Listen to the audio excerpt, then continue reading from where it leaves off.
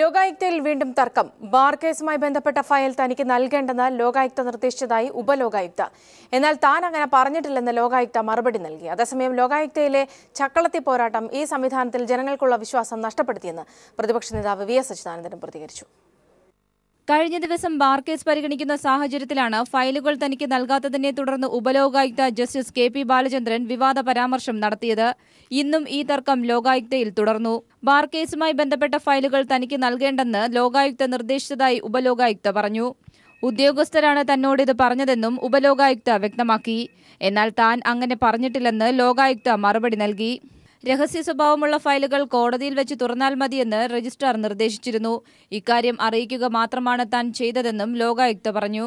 അതേസമയം തന്റെ കഴിഞ്ഞ ദിവസത്തെ SC പ്രയോഗം പട്ടികജാതി വിഭാഗത്തിൽപ്പെട്ടവരെ അവഹേളിച്ചതല്ലെന്ന് ഉപലോകായുക്ത വിശദീകരിച്ചു. എന്നാൽ ലോകായുക്തയിൽ നടക്കുന്ന ചക്കളത്തി പോരാട്ടം ഈ സംവിധാനത്തിൽ ജനങ്ങൾക്കുള്ള വിശ്വാസം നഷ്ടപ്പെടുത്തിയെന്ന് പ്രതിപക്ഷ നേതാവ് വി എസ് അച്യുതാനന്ദൻ പറഞ്ഞു.